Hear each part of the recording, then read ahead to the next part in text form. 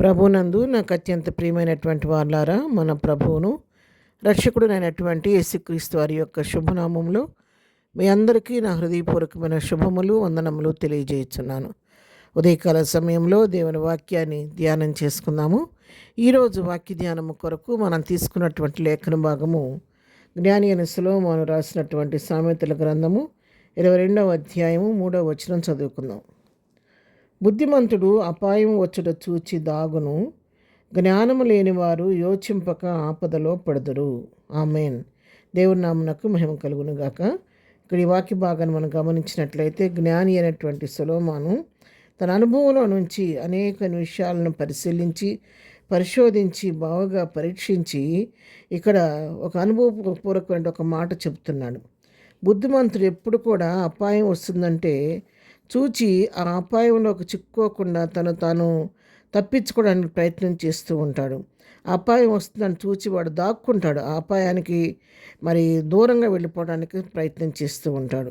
జ్ఞానం లేని వారైతే యోచింపకుండా ఆపదలో అంటే అర్థం ఏంటంటే ఒక అపాయకరమైన పరిస్థితి మన ముందుందని తెలిసినప్పుడు మనం ఎవరిమైనా ఏం చేస్తాము, అది అపాయం అని తెలిస్తే సపోజ్ మన రోడ్డు మీద వెళ్ళేటప్పుడు కరెంటు పోల్స్ దగ్గర లేకపోతే ట్రాన్స్ఫార్మర్స్ దగ్గర వెళ్ళినప్పుడు మనం ఎవరం కూడా ఏం చేస్తామంటే చాలా జాగ్రత్తగా అది కరెంట్ అని జ్ఞానం కలిగి మనం మసులుకుంటూ ఉంటాము. దానికి దూరంగా ఉండటానికి ప్రయత్నిస్తూ ఉంటాము. అయితే ఎవరు కూడా కావాలని వెళ్ళి అది కరెంట్ అని తెలిసి ట్రాన్స్ఫార్మర్ అని తెలిసి కూడా ఎవరు కూడా దాన్ని పట్టుకోవటానికి దాంట్లో ఆ వైర్స్ టచ్ చేయటానికి కానీ ఎవరు కూడా సాహసం చేయరు. కానీ బుద్ధి లేని వారు, జ్ఞానం లేని వారు ఏం చేస్తారంటే అది అపాయం అని తెలిసి కూడా దాని దోలికెళ్ళి బుద్ధిపూర్వకంగా దానిలోకి జొరబడి అపాయం కొని తెచ్చుకుంటూ ఉంటారు. ఉదాహరణకి ఒక టూ వీలర్ మీద యవనస్తులు వెళ్తున్నారనుకోండి. వెళ్ళేటప్పుడు చెప్తారు పెద్దవాళ్ళు ఎవరైనా చూసి, బాబు ఈ రోడ్లో వెళ్ళబాకు, ఆ రోడ్లో అక్కడ పెద్ద గుంట ఉంది, అక్కడ వెళ్ళటానికి దారి సరిగా లేదు, చాలా క్రిటికల్గా ఉంది రోడ్డు వెళ్ళటానికి, అటు వెళ్ళబాకు, వేరే రోడ్డు వెళ్ళని చెప్పారనుకోండి. కొంతమంది ఏం చేస్తారంటే వెంటనే అవునా అంకుల్ సరేనని చెప్పి తిరిగి వెనక్కి వచ్చేస్తారు.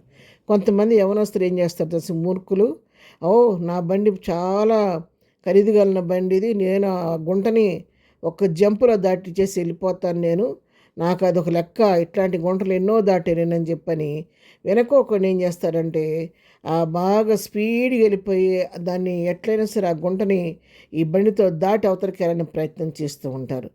ఈ ప్రయత్నం చేసే క్రమంలో కొన్నిసార్లు దురదృష్టవశాత్తు ఆ గుంటను దాటలేక దాంట్లోనే పడిపోయే పరిస్థితి కూడా వస్తుంది. అంటే ఏంటి, వాళ్ళకి అన్నీ ఉన్నాయి, తెలివి ఉంది, వివేచన జ్ఞానం ఉంది, కానీ ఆ సమయానికి ఆ జ్ఞానాన్ని వినియోగించుకోలేకపోయారు. పెద్దలు చెప్పిన మాటని వినకుండా బుద్ధిపూర్వకంగా వెళ్ళి జ్ఞానం లేకపోవటం అన్న అపాయంలో వాడు వారంతటి వారే చిక్కుంటారనమాట. ఈ విధంగా మనుషుల యొక్క ప్రవర్తన బావుగా గమనించిన వాడుగా సొలొమోను ఇక్కడ మనం తెలియజేస్తుంది ఏంటంటే, బుద్ధిమంతుడైతే ఒక అపాయం ఉందని తెలిసినప్పుడు అపాయం వచ్చి చూచి వాడు దాక్కుంటాడు. కానీ జ్ఞానం లేని వారైతే వెళ్ళి యోచింపకుండా అనాలోచనగా వెళ్ళిపోయి ఆ యొక్క ఆపదలో వాళ్ళు పడిపోతూ ఉంటారు, చిక్కుంటారు అని చెప్పని సత్యాన్ని మనకి ఇక్కడ తెలియజేస్తూ ఉన్నాడు.